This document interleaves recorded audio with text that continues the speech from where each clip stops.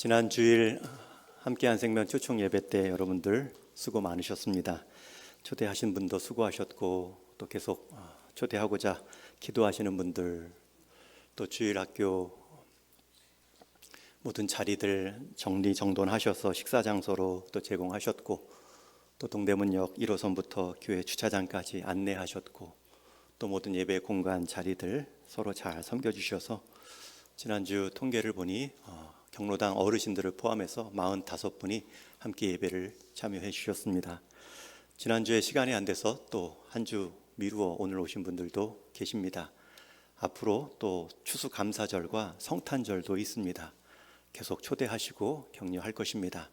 혹 내 작정하신 분 태신자가 당일은 못 왔지만 또 추수감사절이나 성탄절 어느 때든지 오시면 제게 소개해 주시고 또 기념품과 함께 기도해 드리는 시간 갖도록 하겠습니다. 너무 수고 많으셨고 계속 수고해 주시기 바랍니다. 한때 많은 사랑을 받았던 드라마 중에 이상한 변호사 우영우라고 있습니다. 저도 몇 번 봤는데 자폐증을 갖고 있는 변호사 우영우 주인공이 자충우돌하면서 진솔한 태도가 얼마나 사람에게 감동을 줄 수 있는지를 느꼈습니다. 주인공은 고래에 관해서도 지식이 탁월합니다. 자폐증의 한 특징이 한 가지 지식에 꽂히면 거의 박사급의 전문가 수준에 이른다고 하죠. 그래서 중간중간에 보면 고래 소리도 들리고 고래가 막 날아다니기도 합니다. 그러다가 한 번은 자기 친구에게 고래에 관한 슬픈 이야기를 이렇게 들려줍니다. 고래 사냥하는 법 중에 가장 유명한 것은 새끼부터 죽이기야. 연약한 새끼에게 작사를 던져 새끼가 고통스러워하면 어미는 절대 그 자리를 떠나지 않는데 아파하는 새끼를 참아 버리지 못하지. 그때 최종 목표인 어미를 향해 두 번째 작사를 던지는 거야. 고래들은 지능이 높아 새끼를 버리지 않으면 자기도 죽는다는 걸 알지만 그래도 끝까지 버리지 않아. 만약 내가 고래였다면 엄마도 나를 안 버렸을까? 자기 친구에게 자기 상황을 고래를 비유해서 말합니다. 주인공 우영우는 엄마에게 버림받고 미혼 부인 아빠의 손에 자랐는데 자신이 자폐를 가진 아이가 아니라 고래로 태어났더라면 엄마도 분명 자기를 버리지 않았을 것이라 말하지요. 고래는 지능이 높아서 위험에 처하면 충분히 도망칠 수 있는 보호 본능이 있습니다. 그런데 그보다 더 강한 모성 본능이 있기 때문에 새끼 곁을 지키다가 함께 작살에 찔려 사냥을 당하는 것입니다. 이 어미 고래처럼 자기를 끝까지 지켜주고 버리지 않는 사랑 앞에 삐뚤어질 사람은 없습니다. 그래도 삐뚤어진다면 사람이 아니지요. 고래보다도 못합니다. 성경에서 이런 큰 사랑받은 여인을 말할 때 빠지지 않고 손꼽히는 한 여인의 이야기를 우리가 방금 읽었습니다. 다만 그는 한때 부끄러운 과거가 있고 어두웠던 삶이 있었기 때문에 이름 대신 죄 지은 여인이라 소개되고 있지요. 그녀가 예수님으로부터 어떤 큰 사랑과 위로를 받았기에 그녀는 그런 사랑을 느끼고 반응했을까? 그것이 함께 읽은 첫 36절부터 나옵니다. 우리 36절 다시 읽습니다. 시작.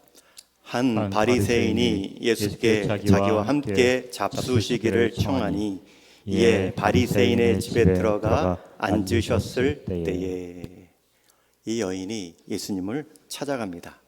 그런데 예수님이 계신 곳은 한 바리새인의 집입니다. 그 바리새인이 예수님을 초대하여 함께 식사를 나누고 있는 자리입니다. 당시 바리새인 유대인의 집은 디귿자 모양 형태의 가옥입니다. 중앙에 마당이 있고요. 또 우물도 있어서 이른 저녁에는 그 마당 곁 우물가에 식탁을 차려놓고 함께 식사하며 랍비들을 모셔 귀한 교훈도 듣곤 했습니다. 지금 바리새인이 그런 흉내를 내고 있는 것입니다. 제가 흉내를 내고 있다라는 뜻은 뒤에 가서 한 번 더 설명할 것입니다. 그런 상황에서 예기치 않은 일이 일어납니다. 37절에 그 동네에 죄를 지은 한 여자가 있어 예수께서 바리새인의 집에 앉아 계심을 알고 향유 담은 옥합을 가지고 와서. 여러분, 이 한 절 말씀에서도 이 바리새인 집에 있는 예수님을 향한 이 여인의 마음이 얼마나 사랑으로 넘치는지를 알 수 있습니다. 여러분, 그 여인은 지금 죄 지은 여자라고 소개됩니다. 이름 대신 그녀를 죄 지은 여자로 사람들은 알고 있습니다. 특별히 한 사람에게 죄를 지은 여자가 아니라 그 동네에 죄를 지은 한 여자라 말하지요. 그 동네 사람들이 다 알 만큼의 큰 죄를 지은 여인입니다. 대개 여인이 죄를 지어 동네 사람이 다 알았다라는 뜻은 두 가지 중에 하나입니다.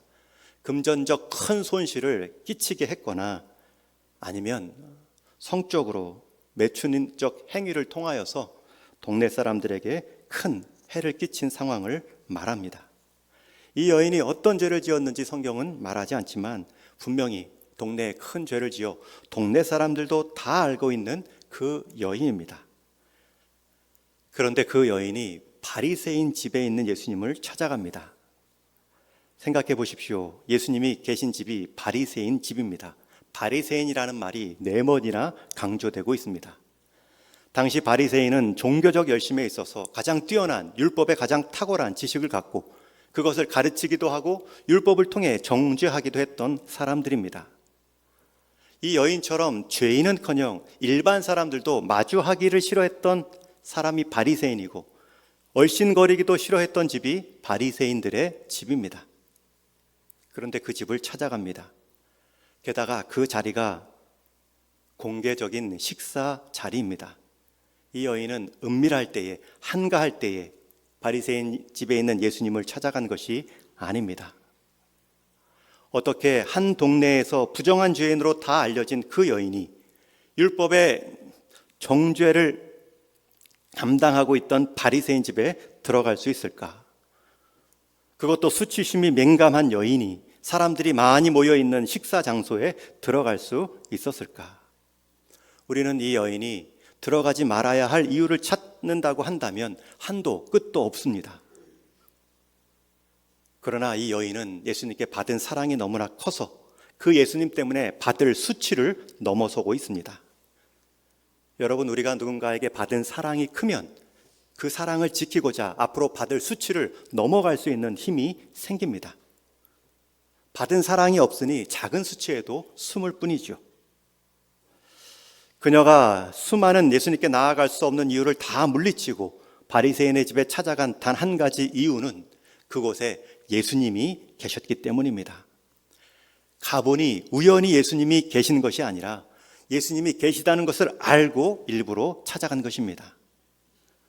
그러니 예수님께 부을 향유 옥합도 준비해 갔겠죠.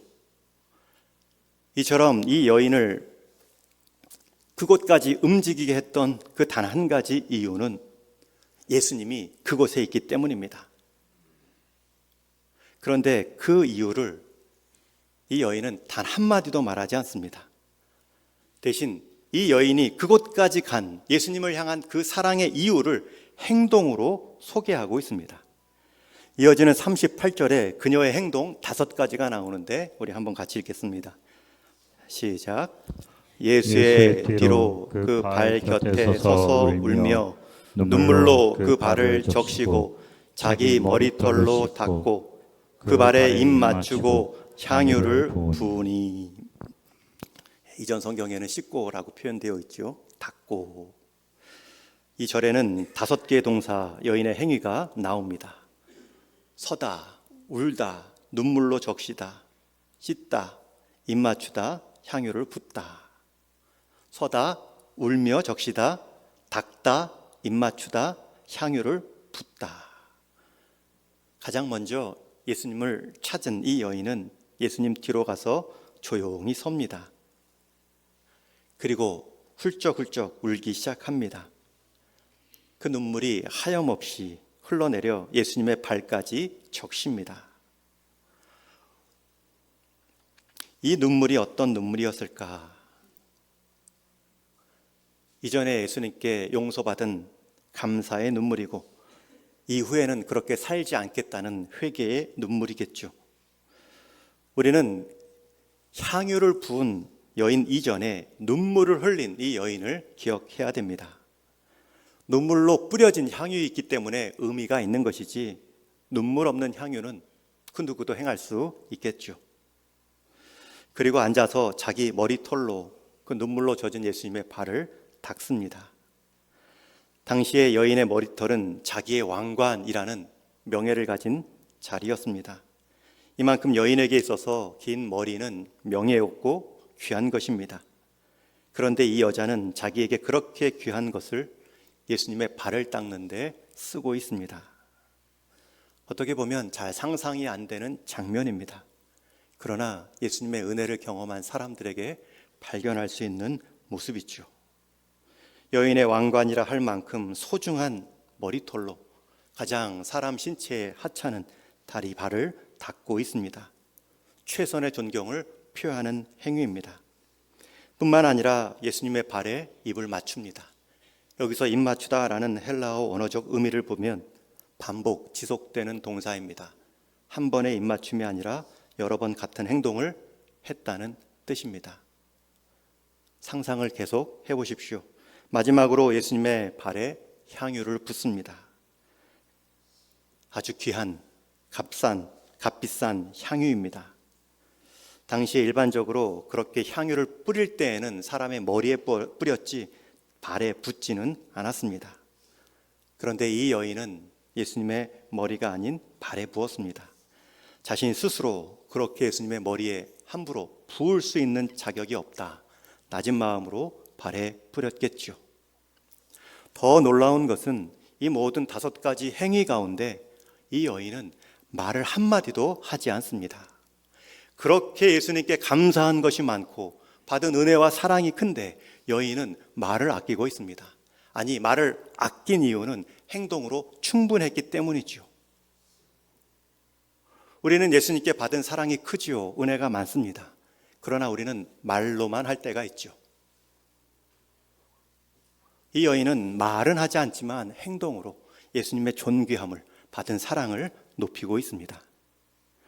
그러한 예수님에 대한 믿음이 있었기 때문에 예수님께 나아가지 못하게 하는 그 많은 이유들을 다 뿌리치고 나갈 수 있었겠죠. 이 여인의 행동은 제3자가 보면 무례할 수 있습니다. 초대받지도 않은 자리에 그렇게 향유를 막 뿌려대다니. 그러나 이 여인은 사람의 오해를 감수하고 사람은 이해하지 못한다 할지라도 나를 받아주고 나를 사랑해 주신 그 예수님이 나의 사랑의 행위에 대해서는 인정해 주실 거야 라는 믿음으로 나아갔습니다.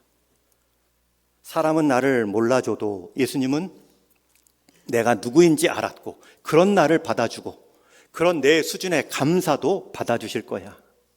예수님이 계신 자리는 지금 많은 사람들이 나를 부끄러워할 수 있지만 예수님만큼은 나의 이 모습을 부끄러워하지 않을 거야. 그 신뢰 하나가 그 자리까지 서게 할 수 있었습니다. 예수님은 그녀를 어떤 모습으로 용납하고 은혜를 베푸셨는지 성경에 나와 있지는 않지만 다른 예수님께서 행하신 모습을 볼 때 충분히 이 여인은 사랑과 용납을 경험했습니다. 금전적인 손해를 끼쳐 경제적 문제를 일으킨 사범이라면 삭개오를 품어주었던 예수님이 떠오르지요. 세리장 삭개오가 수많은 사람들을 세금 걷는 중간에 착취했을 때에도 예수님은 그 집에 머물러 계심으로 그에게 자발적 회개를 갖고 오게 합니다. 만약 이 여인이 성적으로 음란한 일을 향하였다면 간음한 여인을 향하여서도 내가 너를 정죄하지 아니하노니 가서 다시는 이와 같이 하지 말라. 용납과 재출발의 기회를 주신 그 예수님의 모습을 볼 때 그 여인도 그러한 은혜를 경험했겠지요. 오늘 성경에서는 그러한 용서받은 은혜받은 모습은 나오지 않습니다. 저는 오히려 이 누가가 그녀의 그 구체적인 은혜를 받은 것을 기록하지 않은 것, 우리가 적용할 수 있다, 그렇게 말씀을 묵상했습니다. 여러분도 남 모르게 예수님께 받은 은혜가 있죠. 남 모르게 말도 못할 그 죄에 대한 사함을 경험하신 적이 있죠. 남에게 말할 수도 없는 그 큰 은혜를 경험하신 적이 있을 겁니다. 그럴 때 여러분들의 행위는 무엇입니까? 말이었습니까? 행동이었습니까? 여러분, 행위가 없으면 말이 많아집니다. 이 행위를 보고 말이 많아진 한 사람이 이어서 나옵니다. 받은 사랑에 대해 감격하여 그 은혜를 기억하고 높여주고 있는 그 사람을 평가하고 비판하는 사람이 바로 나오지요. 이어지는 그 집주인 바리새인 시몬의 반응입니다. 39절에 보면 예수를 정한 바리새인이 이것을 보고 마음에 이르되 이 사람이 만일 선지자였다면 자기를 만지는 이 여자가 누구며 어떠한 자 곧 죄인인 줄 알았으리라 하거늘. 나는 혹시라도 선지자인 줄 알고 초대해서 말씀 듣기를 원했는데 이 여인이 누구인지도 모르는 건가?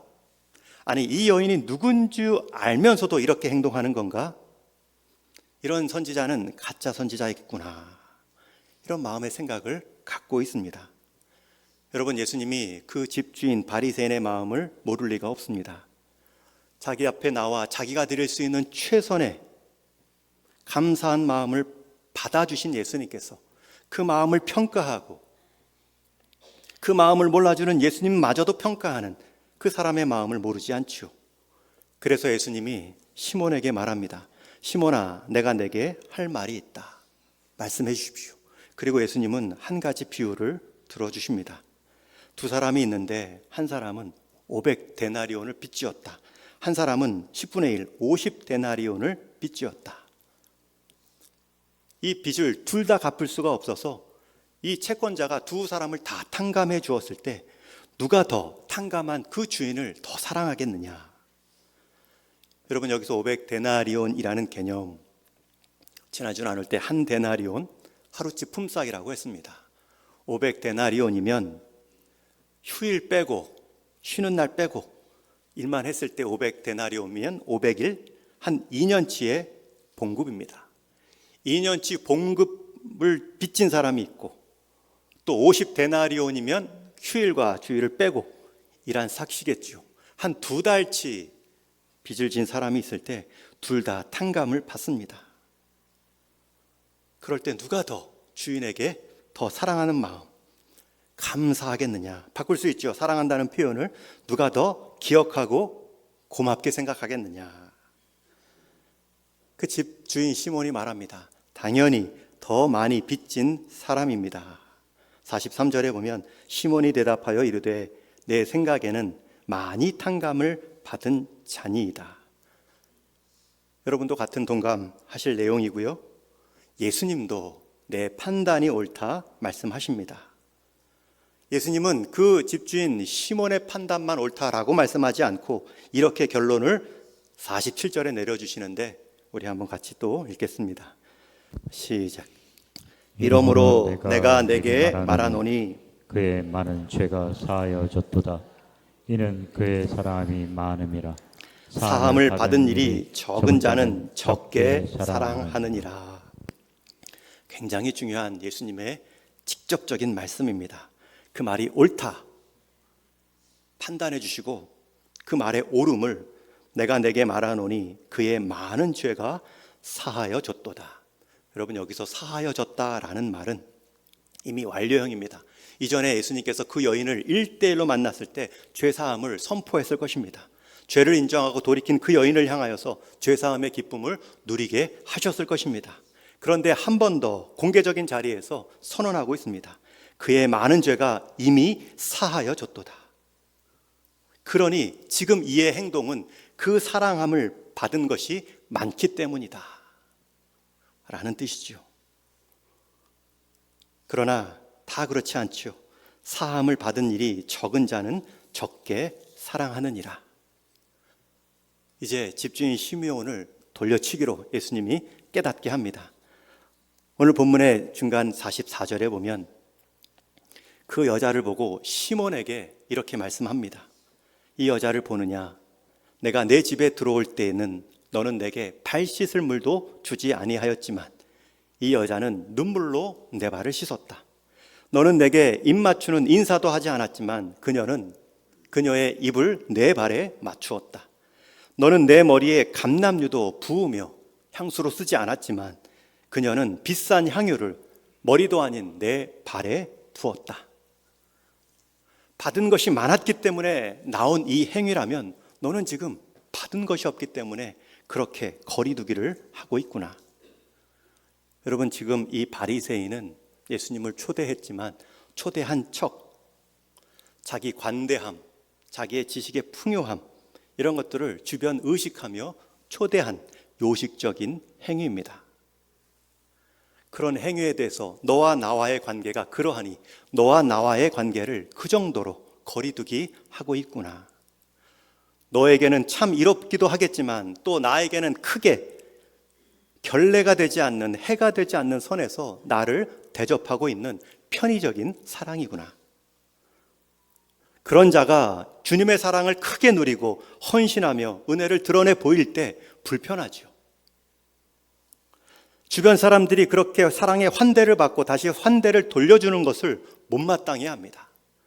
저 여인도 불쾌하고 그것을 받아주는 예수님도 불편합니다. 여러분, 우리가 사마리아 이 바리새인적인 행위를 보일 수 있습니다. 예수님을 따르는데 내게 이로운 상황에서 예수님께 크게 해가 되지 않는 선에서 믿음을 저버리지 않는 선에서 주님을 믿는 편의적인 믿음입니다. 그런 자가 예수님의 사랑을 크게 느끼고 헌신하면 그 헌신하는 모습을 평가합니다. 그의 부정적인 것을 더 드러내려고 하지요. 자기 남을 비하하면 자기가 비상하는 줄로 알고 착각합니다. 불편해합니다. 예수님 왜 저런 자를 받아줍니까? 이전의 과거를 모르십니까? 예수님께 받은 그 사랑과 은혜가 얼마나 컸는지 거기에는 관심이 없고 자기에게 돌아올 그 사랑도 여전히 있다는 것도 거기에는 마음이 가지 않습니다. 여러분, 이 선순환을 보시는지요? 예수님이 그 여인에게 은혜를 베풀어 주셨습니다. 그 여인은 예수님이 있는 장소가 어디 있는지 상관하지 않고 예수님께 나와 그 감사한 마음을 환대로 표현했습니다. 그러자 예수님은 그 환대를 그냥 받고 계시지 않고 또 환대하시죠. 죄 사함을 받았느니라. 공식적으로 모인 모든 사람들이 들을 수 있을 정도로 선언합니다. 이미 선언한 그 예수님의 사랑을 알고 있기 때문에 그 자리에 나왔는데 그 여인을 향하여서 주변 다 들으라고 이에 여자에게 이르시되 내 죄 사함을 얻었느니라. 주변 사람들까지도 그 여인에 대한 새로운 마음을 갖도록 돕고 계십니다. 여러분, 우리 인생, 우리 하나님으로부터 받은 사랑이 얼마나 큽니까? 우리가 가끔 신앙생활하며 예수님께 거리두기 하고 있지는 않는지요.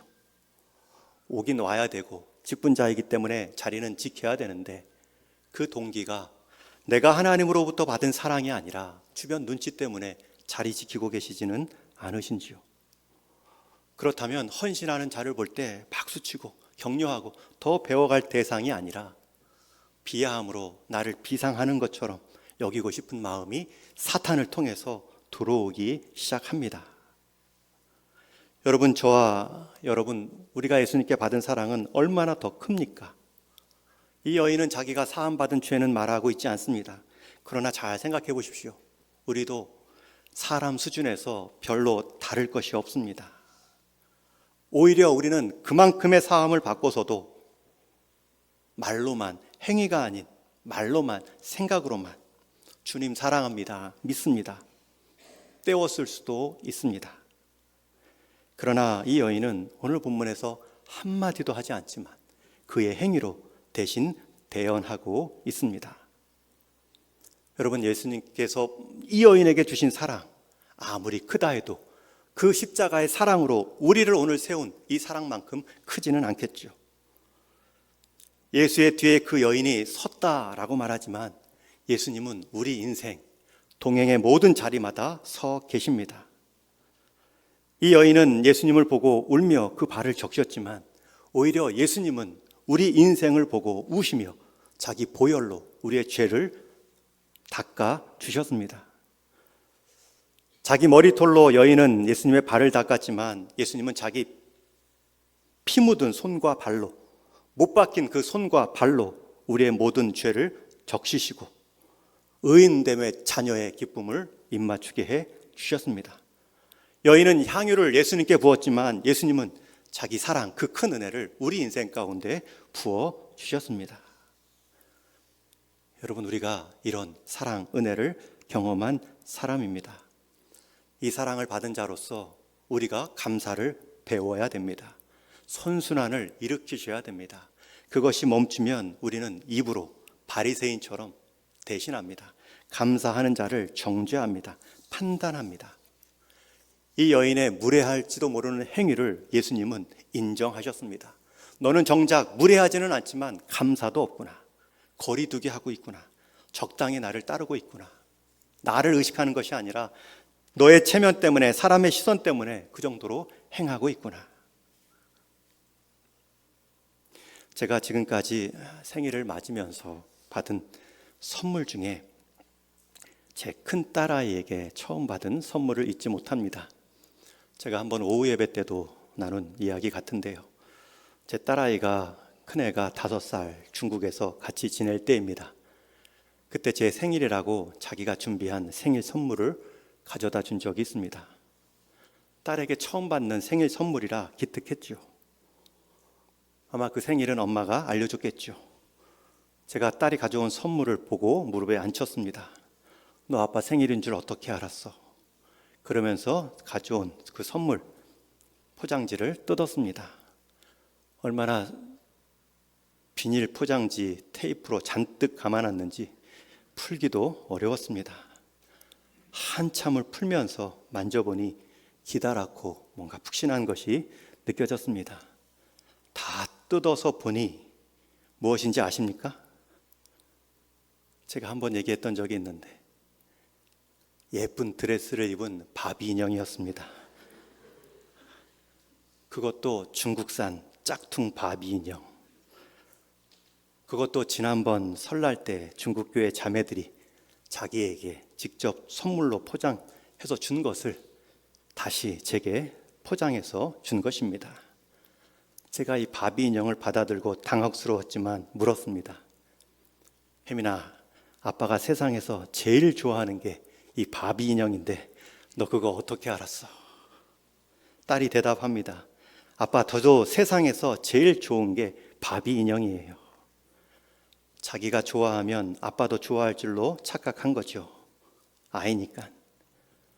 그 후에도 딸들에게 가끔 선물을 받습니다. 초등학교 때는 다이소에서 산 선물, 또 지금은 아르바이트 한다고 생일 때 용돈도 받아봤습니다. 그러나 그 처음 받았을 때의 그 느낌과 기쁨은 못 따라옵니다. 가장 자기가 좋아했고 가장 자기가 아꼈을 그 인형을 제게 주었기 때문입니다. 여러분, 예수님께는 가장 잊지 못할 이 여인의 환대입니다. 혹 무례하게 보이고 무지하게 여겨진다 할지라도 그 은혜에 대한 반응으로 그 나올 수 없는 자리를 뚫고 나와 그 주님의 은혜를 기억한 그 행위를 예수님은 잊지 않고 계십니다. 그러나 그 은혜를 잊고 받은 것을 기억하지 못할 때에는 그런 은혜를 감사하는 자를 평가하는 데 시간 탔습니다. 서두에 말씀드린 우병우의 고래 이야기를 듣는데 도마뱀도 생각났습니다. 어미고래는 새끼 고래와 분명히 떨어진 개체인데 한 몸처럼 여겼지요. 그 자리를 떠나지 못합니다. 그러나 도마뱀은 자기 몸인데도 불구하고 위기에 처하면 꼬리를 잘라내고 도망합니다. 도마뱀의 생존 전략이니 비난할 수 없고 그렇게 살아왔으니 지금까지 살아남았겠죠. 그러나 그 꼬리 자르기가 우리 신앙생활에 나타나면 안타깝습니다. 자신이 받은 사랑과 은혜는 기억하지 못하고 그것에 대한 환대와 감사를 표할 때는 다 꼬리 자르기 하고 사라집니다. 달면 삼키고 쓰면 뱉는 행위가 신앙에도 적용되는 것은 아닙니다. 어제까지만 해도 세상에 없는 관계요, 세상 둘도 없는 소중한 자리라 여겼는데 이것으로 자칫 내게 불이익이라도 불똥이라도 튈 것 같으면 꼬리 자르고 나 몰라라 하는 것이죠. 자기 배 아파 낳은 아기조차, 자기에게 생명 주신 부모조차 자기 인생 걸림돌이 되면 언제든 꼬리 자르기 하고 도망하는 것이 이 세상이 되었습니다. 사람이 건전지도 아닌데 쓸모가 다 있다고 하면 너무나 손쉽게 건전지 교체하듯 사람을 교체하는 세상이 되어가고 있지요. 지난주 나눈 것처럼 쓸모로 평가되는 세상이고 쓸모 없는 자의 쓸모도 있는데 그 쓸모 없는 자의 쓸모가 점점 사라지는 시대가 되어가고 있습니다. 그런 상황에서 오늘 이 여인은 보여줍니다. 감사할 수 있는 자, 은혜를 은혜로 여기고 말하며 행동할 수 있는 자. 그런 자들이 결국은 환대를 또 가져오죠. 예수님이 여인을 환대했고 여인은 예수님을 환대했으며 다시 예수님은 여인을 향하여 내 죄가 사하여졌느니라 공개적으로 선언해 주셨습니다. 여러분, 많은 것 받아서 감사한 것이 아니라 감사가 많은 자가 이미 많은 것을 받은 사람입니다. 여러분 주변 불평하는 사람 보십시오. 받은 것마저도 못 느끼는 불쌍한 인생입니다. 여러분의 삶의 자리, 우리가 우리의 것 먼저 드린 것이 아니고 우리가 많이 드린 것도 아닙니다. 주님이 먼저 우리를 위해 자기 생명을 드리셨습니다. 그리고 그렇게 우리를 대하신 우리 주님은 우리의 최고의 것을 받으실 만한 자격이 있습니다. 그 하나님을 묵상하시고 여러분 삶에 우선적으로 감사하는 인생 되시기를 바랍니다. 그것이 우리 추수감사절 한 주 앞두고 감사를 배우는 마음이 될 것입니다. 그 은혜를 생각하고 그 받은 사랑을 더 많이 기억함으로 더 하나님께 사랑받는 그릇 준비할 수 있는 저와 여러분 되기를 주님의 이름으로 축원합니다.